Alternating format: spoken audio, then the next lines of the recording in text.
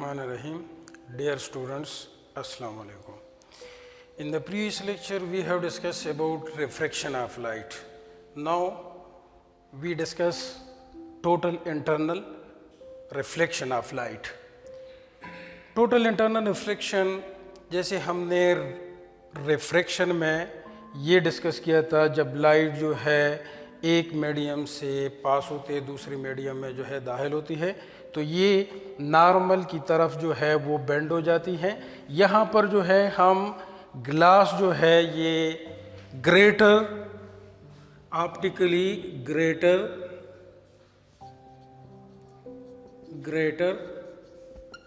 Optically dense medium है और ये हमारे पास लेज़र ऑप्टिकली डेंस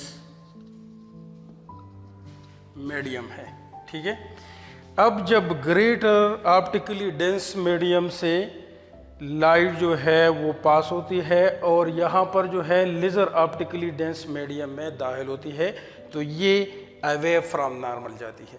ठीक है, तो ये अवे फ्रॉम नॉर्मल, अगर हम इंसिडेंट एंगल को जब बढ़ाएंगे, फॉर एग्जांपल यहाँ पर हमारे पास जो है एक लाइट सोर्स है, अगर आप एक लाइट सोर्स आप लें, फॉर एग्जांपल जो टार्च वगैरह जो है हम लेते हैं, ठीक है,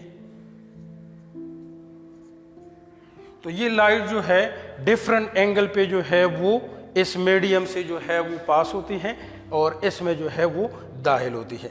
ठीक है, तो इस मीडियम से जब ये पास होती है इस मीडियम, तो ये नॉर्मल की तरफ ये आपको बेंड नज़र आएंगे। ठीक है, जब इंसिडेंट एंगल जो है इंक्रीज होंगे तो रिफ्रैक्टेड एंगल आल्सो इंक्रीजेस। ठीक है, इसी तरह जो है हमारे पास एंगल, जब refracted angle becomes 90 degree, then the incident angle be the critical angle. जब क्रिटिकल एंगल से ये मज़ीद जो है लाइट जो है वो इंक्रीज होंगे इंसिडेंट एंगल, तो ये फिर रिफ्रैक्शन के बजाय जो है हमारे पास उसी मीडियम में बैक आती है, उसे हम कहते हैं रिफ्लेक्शन ऑफ लाइट। तो ये टोटल इंटरनल रिफ्लेक्शन के जो है वो प्रोसेस है। हम उसको ऐसे डिफाइन कर सकते हैं, when a light ray when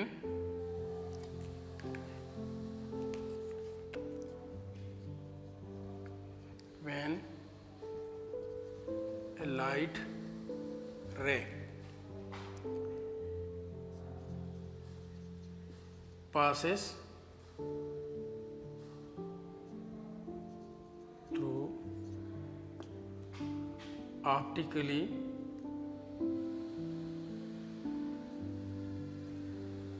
laser greater optically dense medium enter into laser, for example air जो हमारे पास है, laser optically dense medium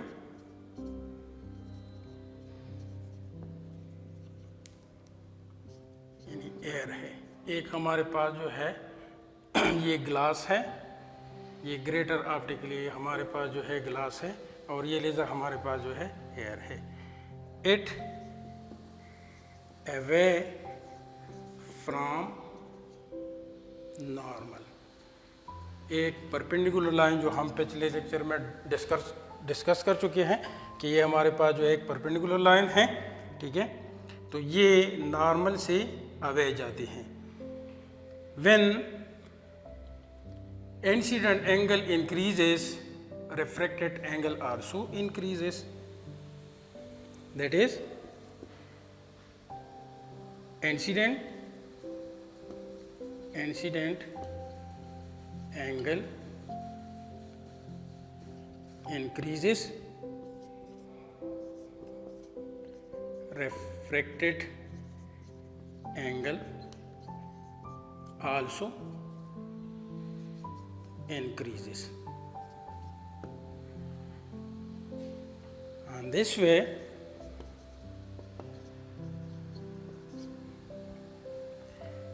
when incident angle, refracted angle becomes 90 degree, then the incident angle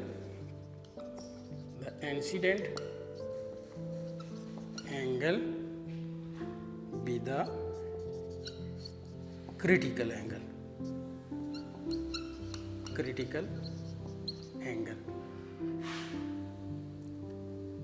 If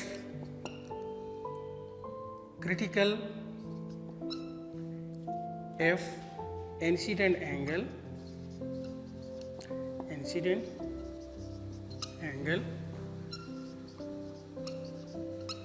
greater than critical angle, refraction then reflection